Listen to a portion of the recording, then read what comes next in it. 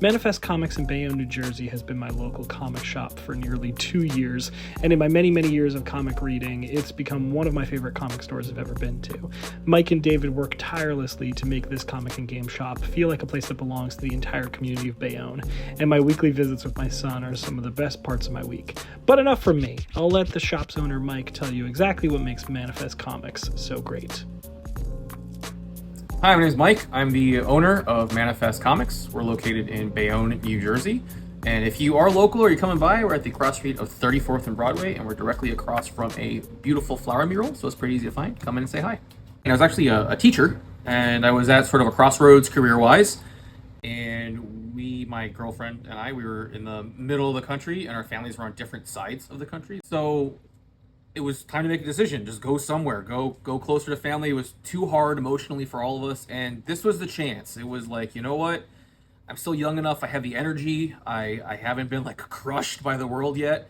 And it was always the pipe dream to either open a shop or work in a shop. I thought when I retired from like the real job, and there's just this voice in my head. It's just like, well, nothing's calling to you, and writing these cover letters and applying to these jobs is making you more miserable. So why don't you see if you can try to open a shop closer to your family on the East Coast, move back to Jersey. And that's really how it got started. And at the time, my mother and sister both used to say manifest all the time in the way of like, if you want something to happen, whether it's like a light change or a parking spot, you just have to manifest it. You have to believe it. You have to make it happen. And so that's where the name came from. I was making it happen. I was going to try. And if I failed, then at least I knew that I tried to make a shop that I would have enjoyed going to as a kid, and that hopefully I would, still enjoy many years later, which I do. I love it here. Just love being around comics and around the energy. And so that's it. That's our story. Favorite memory working in the shop is a little tricky. There's so many. Obviously, I like the very first free comic book day was awesome. The first few customers coming in like a day early, that was great. We actually opened very shortly after Hurricane Sandy hit, so a bunch of shipments were delayed. Our computer was delayed. I was doing it with an old school register. I'm like, bing. It was rough, but it was also just so awesome. There was something really cool about having to make it work with every single obstacle being thrown our way. But my one standout memory is setting up this current space that used to be like an office space. We had to take a bunch of stuff out. We had to really deep clean the carpets. We repainted everything, and we brought in a lot of the fixtures. And while I was doing that, I had my first kid, or my wife did. She did all the work. And we had to kind of just plop him down in a comic bin. And he just kind of stayed there. I gave him some toys, and we were building this thing around him. And he's grown up here, too. He's 7 now, and that's how long we've been in the space. And yeah, that's going to be with me forever. The most interesting item was probably while we were setting up the shop. Someone came by and they had just the covers of, and like not like ripped up, like they had been stripped, and they were also old and not taken care of, but it was like just the covers of like Grails, like X-Men 1. They want a lot for them, so I didn't end up buying them, but it was just so cool, just like not even really being able to call myself someone who owns a comic book shop yet, feeling too new to all of it, and being like, oh, here's history right here. So days or events, any shop, every shop. This is just an ad for comic book shops. It's New Comic Book Day. It is like the holiday of the week. It's a break. It's perfect that it's on hump day. They're always amazing. For us, obviously, going through the shipment as we literally just finished to get stuff ready for tomorrow, that's incredibly special. But very recently, just at the start of summer, we've gotten back to getting organized gaming in the store. We've missed that because of COVID and obvious reasons. But we're slowly ramping that back up. This last week, we had a very successful Pokemon event, and it was awesome to have the kids' energy just fill up the whole shop. We had a bunny in here, super cute. But we're really hoping to be more of a community space as we move forward and get back to what we were doing before the COVID times. And it's going to take some time. But right now, on Wednesday nights, we have a very friendly Commander Magic League. We're doing Pokemon every other weekend. We will be hosting events for the new Disney Lorcana card game. We're definitely trying to get a graphic novel book club going again. So yeah, there's events here, and if anyone has ideas, let us know. We would love to have you. So comics to me has never really been about the just idea of like capes and tights and superheroes. although that's how, like many people, I got into it, really big into X-Men.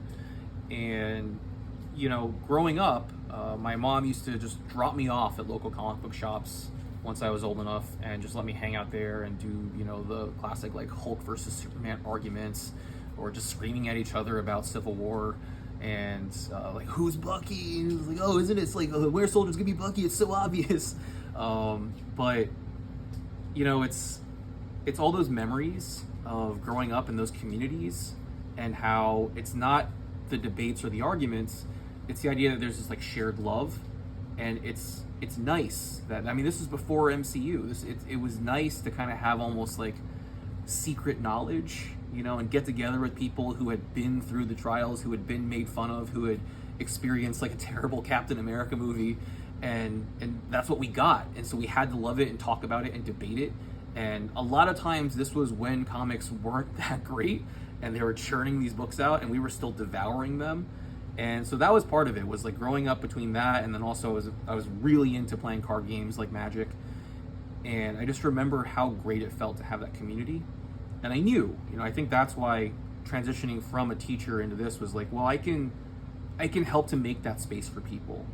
I know that's the energy that I want, and a lot of times that's it. If you have the idea, it's not if you build it, they will come, but it's like, if you have the right reasons, if you love it, and you know it's not about money, it's about like the smiles on kids' faces, it's about people coming in and the amount of times you hear them say like, oh yeah, it just smells like comics in here. It's about people just like chatting about their lives while they're just zenning out, going through our back issues. That's why comics. It's not because my favorite books to read are like X-Men comics. It's because of that feeling. That stuff you can't tap, you know, you can't really sell someone on that. They have to come in and feel it for themselves.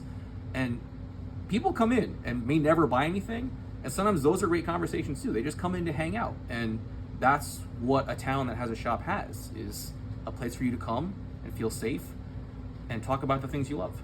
That's why we say geeks welcome.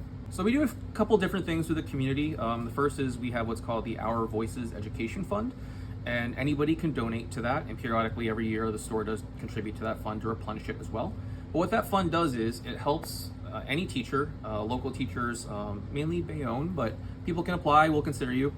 We're trying to get graphic novels into the classroom, and those graphic novels should have stories focused on traditionally underrepresented voices. So any type of minority community, if this is something you're teaching and you think that we can help you out with that, we will help you find the book. As a former teacher, I would love to talk about lesson plans or discussion questions. If you want to Zoom me into the classroom, we can do that too. But we've successfully funded a couple classroom sets every year, and it's something I'm really proud of. And we're going to keep doing that. We also do stuff to help the students as well. So for every single 90 that local students get on their report card, they get to come in and pick out a free comic.